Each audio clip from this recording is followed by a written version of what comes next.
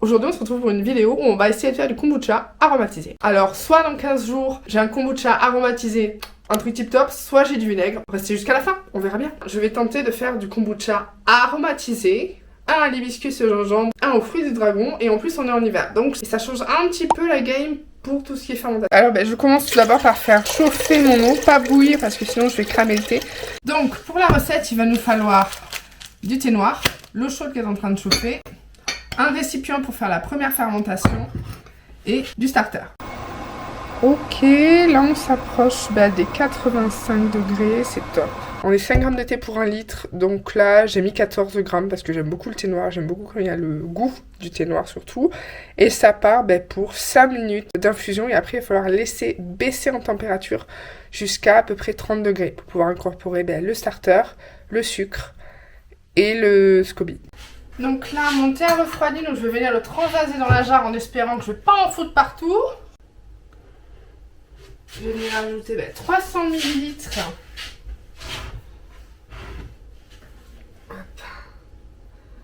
Donc je vais venir l'incorporer directement à la préparation.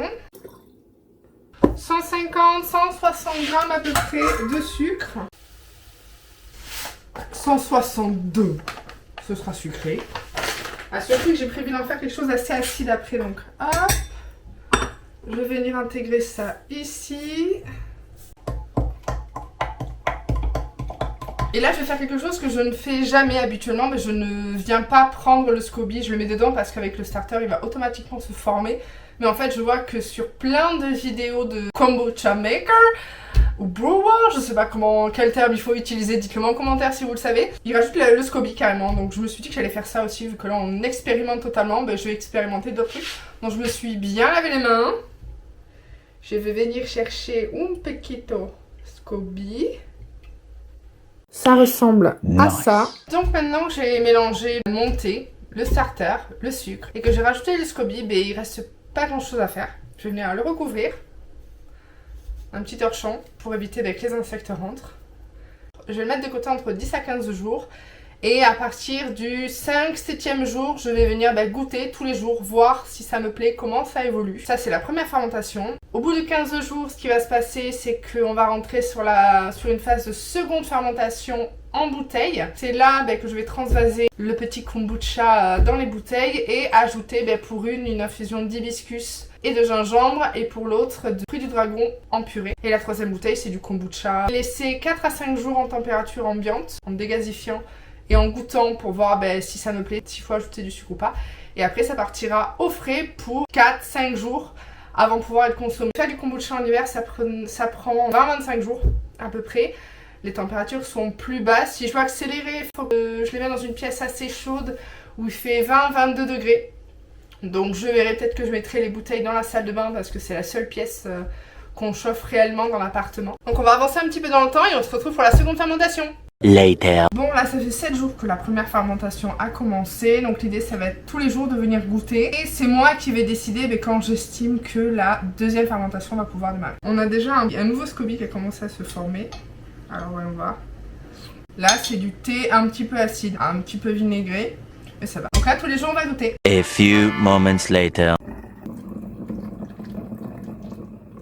Ah attends, il y a un truc qui est dans le SCOBY.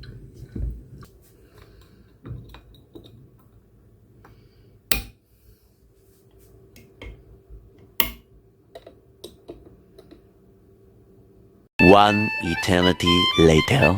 Hey! Donc ça fait un petit moment que j'ai lancé la batch de kombucha, exactement presque 1 mois. Combien? En fait, ce qui s'est passé, c'est que le mois de février a été extrêmement froid. J'ai fait la première fermentation pendant 2 semaines dans la jarre. Ensuite, j'ai transféré dans les bouteilles, aromatisé et laissé 1 semaine encore en température ambiante pour que la deuxième fermentation se lance.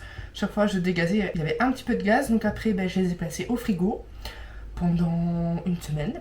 Et quand j'ai ouvert, rien ne se passait. En fait, il n'y avait pas eu d'évolution entre la deuxième fermentation et la mise au frigo. Donc j'ai décidé en fait de les ressortir, de les resucrer un petit peu pour leur donner du peps et de les laisser 2-3 jours sur le comptoir, de nouveau à température ambiante. Et quand j'ai ouvert celle-ci pour la dégazer, il s'est passé ça. Ouais. j'ai repeint mon plafond. Donc, je les ai remis au frigo pendant 2 jours. Là, je vais les ouvrir pour les goûter. Mais on va aller faire ça sur le balcon parce que j'ai pas du tout envie de repeindre mon plafond. Et celle-ci, à peine je la touche, j'entends encore le la pression. Donc, j'ai vraiment peur de m'en foutre partout. Allez, on va sur le balcon. Donc, ça part en ouverture de kombucha. Donc, on va commencer par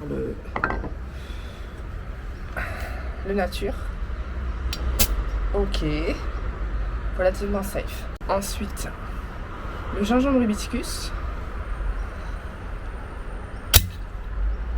Ok. Il me fait peur celui-là. Il me fait peur parce qu'on voit tout le gaz. Je vais l'ouvrir un peu sur le côté pour éviter d'en mettre partout. Et je vais viser par là. Ok. Ok, ok. Waouh, on va vraiment mettre toutes les bulles. Allez, on va rentrer, on va goûter ça. Oui, le chat. Non, j'ai pas repeint le plafond. Allez, on va goûter. On va commencer par le classique. Mais je vais utiliser une passoire parce que moi, c'est du kombucha qui est non filtré. C'est vraiment artisanal, fait maison. Alors le classique, c'est celui-là que je fais le plus souvent. Voilà, vraiment une belle couleur. On voit là les petites bulles de gaz naturelles.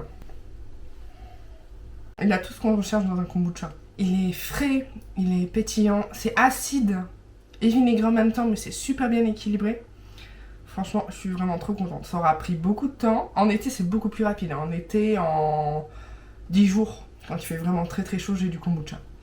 Mais franchement, là, il est vraiment exceptionnel. Gingembre, hibiscus. Donc voilà, couleur de l'hibiscus. Ah ouais, dès le début, je me suis trompée. J'ai mis vraiment trop d'infusion d'hibiscus, mais j'adore ça, donc ça va. Et j'ai rajouté plus de gingembre pour essayer vraiment de compenser un petit peu l'acidité de l'hibiscus. Ça goûte la ginger ale. Vraiment. Alors on a le côté floral et acide de l'hibiscus, mais on a vraiment le côté gingembre, la ginger ale, toujours carbonisé. Franchement, il est super bon. Celui-ci, je vais le goûter en short. Parce qu'en fait, je vous ai mis la vidéo où j'arrose mon plafond.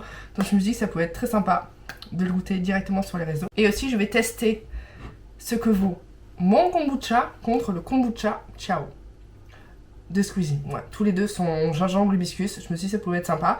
J'ai commencé à regarder la liste des ingrédients et je peux vous dire que le mien, il est mieux. Le starter aussi, ce que je fais, c'est que là, vu qu'il fait froid, faire du kombucha, c'est plus long. Donc, toutes les 4 à 6 semaines, je refais un petit thé noir sucré et je le donne au starter, histoire de le nourrir un petit peu. C'était la toute première vidéo. J'espère que vous aura plu. N'hésitez pas à vous abonner, à mettre un like et à me dire en commentaire si vous avez déjà fait le kombucha.